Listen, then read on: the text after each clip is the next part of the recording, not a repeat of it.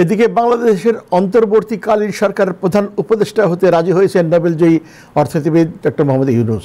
শিগগিরই প্যারিস থেকে ঢাকায় ফিরছেন তিনি। এর আগে অন্তর্বর্তীকালীন সরকারের প্রধান উপদেষ্টা হিসেবে ডক্টর মোহাম্মদ ইউনূসের নাম প্রস্তাব করে বৈষম্য বিরোধী ছাত্র আন্দোলন। এই বিষয়ে বিবিসিকে ডক্টর মোহাম্মদ ইউনূস বলেন, যে শিক্ষার্থীরা এত ত্যাগ স্বীকার করেছেন, তারা যখন এই কঠিন সময়ে আমাকে এগিয়ে আসার অনুরোধ করেন, তাহলে আমি কিভাবে তা প্রত্যাখ্যান করি। বিস্তারিত রিপোর্টে। অন্তর্বর্তীকালীন সরকারের প্রধান উপদেষ্টা হিসেবে ডক্টর মোহাম্মদ ইউনূসের নাম প্রস্তাব করেছে বৈষম্য বিরোধী ছাত্র আন্দোলন। সেই প্রস্তাবে সায় দিয়েছেন শান্তিতে নোবেল বিজয়ী ডক্টর ইউনূস।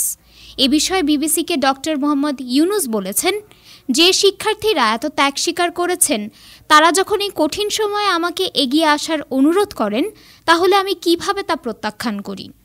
বৈষম্য বিরোধী ছাত্র আন্দোলনের কোটা সংস্কার আন্দোলনের ধারাবাহিকতায় ছাত্র জনতার বিক্ষোভের মুখে সোমবার প্রধানমন্ত্রীর পদ থেকে ইস্তফা দিয়ে দেশ ছেড়েছেন শেখ হাসিনা। এরপর দেশ পরিচালনার জন্য অন্তর্বর্তীকালীন সরকার গঠনের প্রক্রিয়া শুরু হয়েছে। বিষয়টি নিয়ে সোমবার বঙ্গভবনে ৩ বাহিনীর প্রধানদের উপস্থিতিতে বিভিন্ন রাজনৈতিক দলের নেতা ও নাগরিক সমাজের প্রতিনিধিদের সঙ্গে বৈঠক করেছেন রাষ্ট্রপতি মোহাম্মদ শাহাবুদ্দিন। পরে বঙ্গভবন থেকে পাঠানো সংবাদ বিজ্ঞপ্তিতে বলা হয়েছে, জাতীয় সংসদ ভেঙে দিয়ে অনতিবিলম্বে অন্তর্বর্তীকালীন সরকার গঠন করা হবে। এরপর ভোররাতে এক ভিডিওতে অন্তর্বর্তীকালীন সরকারের রূপরেখা ঘোষণা করেন বৈষম্য বিরোধী ছাত্র আন্দোলনের অন্যতম সমন্বয়ক নাহিদ ইসলাম। সেখানে নাহিদ বলেন, তারা সিদ্ধান্ত নিয়েছেন সর্বজন গ্রহণযোগ্য আন্তর্জাতিক খ্যাতিসম্পন্ন নোবেলজয়ী ডক্টর মোহাম্মদ ইউনূসকে প্রধান উপদেষ্টা করে অন্তর্বর্তীকালীন সরকার গঠন করা হবে। ছাত্র জনতার অভ্যুত্থানকারী যে প্রস্তাবিত সরকার, অন্তর্বর্তীকালীন সরকার, যেটা আমরা সিদ্ধান্ত উপনীত হয়েছি ডক্টর মোহাম্মদ ইউনূসকে প্রধান উপদেষ্টা করে এই সরকার গঠন করা হবে, সেই সরকারকেই বাস্তবায়ন করতে হবে অবিলম্বে।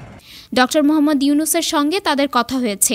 তিনি ছাত্র জনতার আহ্বানে বাংলাদেশকে রক্ষা করতে এই গুরুদায়িত্ব নিতে সম্মত হয়েছেন। নাহিদ ইসলাম আরও বলেন, তারা সকালের মধ্যেই এই সরকার গঠনের প্রক্রিয়া দেখতে চান।